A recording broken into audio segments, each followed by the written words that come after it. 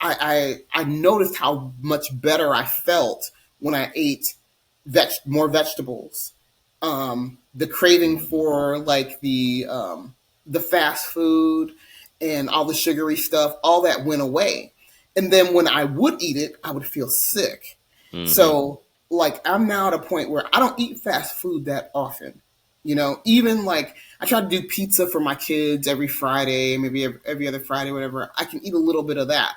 Yeah. But even like, like if we're running, I'm like, oh man, we got to get something to eat. You stop at that McDonald's. My body cannot even digest that.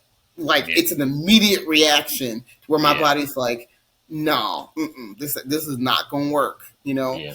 And so as you get older, I think your body starts to tell you what you can't process anymore. But Yeah. I think before you even get to that point, I think if you make a conscious effort to change your diet in moderation and not just fully give up. Sometimes it has to be a taper off process.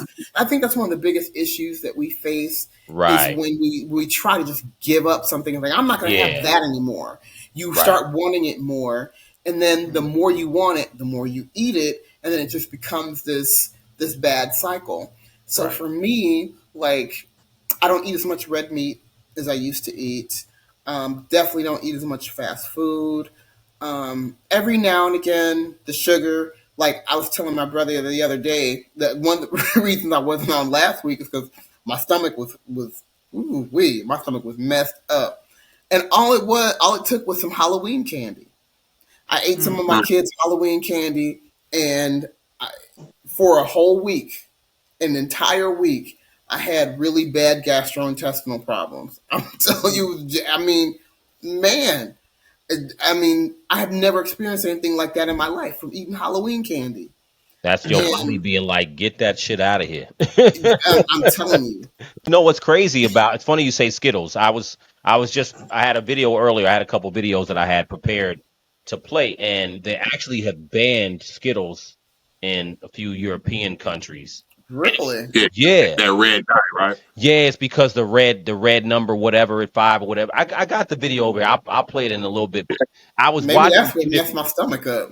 yeah, I was watching a few of them, and they've actually argued, and obviously in the U.S. they haven't banned Skittles yet, but people are Hmm. arguing that they're not Skittles are not good for human consumption. They're not fit for human consumption, and I'm like, damn. I mean, Yikes! we used to, I remember eating bags of Skittles, walking around the neighborhood, when we were kids all the time. Skittles, Starburst, now laters. I mean, but I don't know if the other piece of it is that I don't know if ingredients has changed. So one of the things I did notice, Right, like for example, like yeah, I agree with you as far as food. I think it's about moderation. Cold turkey is tough, right? it You is. know what I'm saying? And then you got to look at the fact that so for red meat, I've had times where I remember for maybe a 2 or 3, not 2 years, maybe a year or two, I stopped eating red meat and I was just fish and other stuff for protein. But I do eat red meat now, but then also the thing I think with meat, it's also how it's prepared, right? So if you're going to eat red meat, it depends on the cut of red meat you're eating.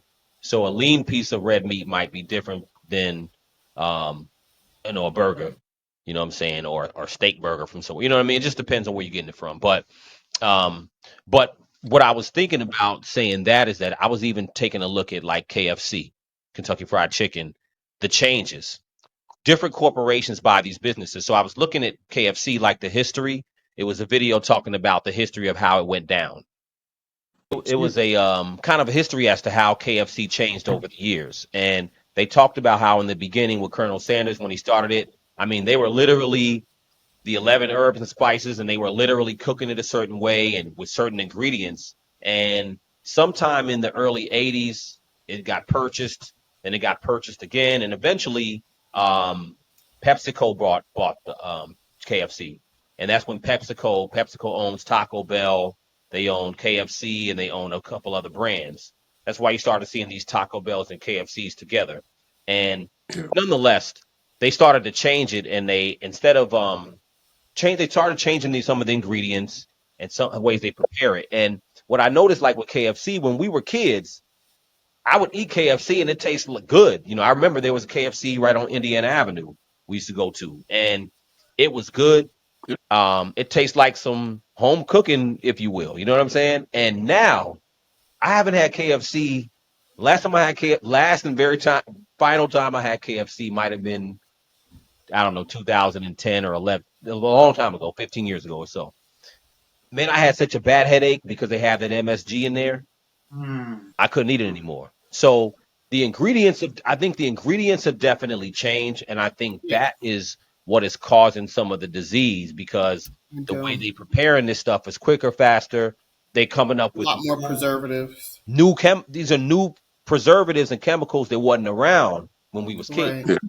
And that's why I'm like, that's why we was able to live on honey buns, you know what I'm saying? Honey buns and Doritos and be okay. But, you know, Because the things were a lot simpler back then. it They was a didn't. lot They didn't. simpler.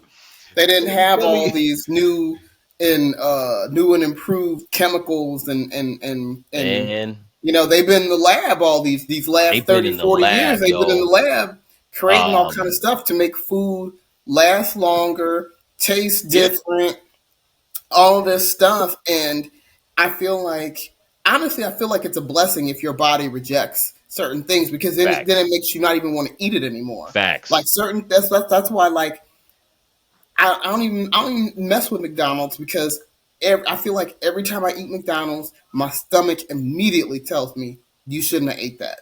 They did The You something. same. should I not think. have eaten that. I think they Every did something time with the ingredients too. I think a lot of the fast something food has places, changed. the ingredients have Something's changed. changed. It doesn't Hmm. taste the same, and it definitely affects. Because a lot of people say that. That's not even like a fringe thing. A lot of people say that they just don't process the stuff as well.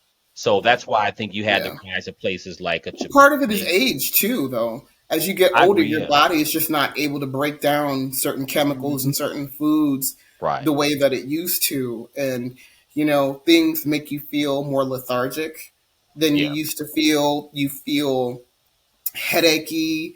You don't Yeah. feel, you just, this a total loss of energy. So it's like, you know, now I feel like once you change the way you eat, like Zell, you were saying how you start eating more fruits and vegetables and things like that, and you don't miss it, is because once your body gets used to feeling a certain way, and you eat what you like. I'm a total believer in eating what you like. Don't, and I think this is one of the reasons why people don't stick with diets, is because they make it a diet. They try changing something. Oh, okay, I'm just gonna eat this, and they eat stuff because yeah, they know it's healthy, but they really can't stand it, Right. and so they don't end up sticking with it. I say once you change your lifestyle, your eating habits, and eat what you like, then your body starts to crave that. But Right. during that time period when I could barely eat, and I had to eat. I had to put something in me, because when you don't eat, you start to feel weak. So I'm like, okay, I got to eat something. But I just didn't have a taste for anything. So I'm like, okay, well, let me eat something light. So I found this broccoli salad that I found at Jewel, and I was like, oh, okay, this is pretty good. It's just plain broccoli. They just threw a little bit of cheese and some kind of like a vinaigrette over it. It's real simple. I was like, oh, this is really good. Over time, I started to crave broccoli. So at one point, it's like all I ate was broccoli, Mm-hmm. or I really like asparagus. Mm-hmm. Like there are certain things, if you start following all these fad diets about what you should eat. I think that, again, that's another thing that turns people off, because they Mm-hmm. see Yeah. some of these recipes. Some of them are just downright nasty, things that you don't like, and you're like, okay, well, I'm not going to eat that. You know, Yeah. like I don't really Can like you all celery. digest milk? Uh, Full milk. I can. I Absolutely. would buy. I'll buy 2% milk, 2%. and I'll do 2%. But I can't. You know how when you were a kid, and you had a bowl of cereal, you would eat the cereal and then drink the milk. I can't do that. Yeah. Like I'll eat the cereal, but I gotta pour the milk out. You You can't know what I drink the mean? Like I milk no can't. more. I can't. You No, I can't feel you. drink it. You know. Yeah. You know That what? It's But funny. that color. Even lactose free milk. Lactose free milk is actually really good, but even that, too much of that, my body has a reaction. You know what? You know what's good though is that what sets you free is for me was almond milk. I started drinking almond milk years ago, I couldn't do it. and it's I rock I almond tried milk. it, and it almond was milk is good. I use almond milk for my smoothies, Yeah, but almond milk is I great. haven't used it for anything outside of that yet. You never tried it in cereal? No, not yet. It's to me, it's just as good as cereal. Yeah, I mean, I don't notice any effect, but I stopped. I used to do 2%, and then at one point, maybe like 10, 15 years ago, I tried almond milk one time. I just tried it. I was like, it just seemed like strange to me because we didn't grow up with almond milk, so I'm thinking Mhm. it's Right. nasty. Right. And I bought some almond milk, and I was like, oh, this is good. So I started using it, and then I haven't had cow milk in a long time. But I think that might be another thing that it seems like when we were kids, so no one was that I remember was lactose intolerant when we were kids. We all drank chocolate milk in school, no problems. You know I what I'm became saying? lactose intolerant when I was about 11 or 12. Okay. You And know we went what's from funny? whole milk. Yeah, we went from Really? whole to 2%, and then my body rejected 2%. So I just gave up until I tried almond milk. At some point, it seemed like milk just became a little bit more harsh. But so it could have been age, but I At think some I point, think you're right. whole milk. It was a time where it was like whole milk would literally send me to the bathroom almost immediately, and I was like, okay, something has to happen. I wasn't really on the almond milk train at that point, so let's lower it down. Let's go to 2%. let's keep I didn't want lowering. to do I didn't want to You, do 1%. no, That's like one. no one wants to. No one wants to end up drinking skim milk. That was the goal to never go. Once you go down to skim milk, it's over. You know?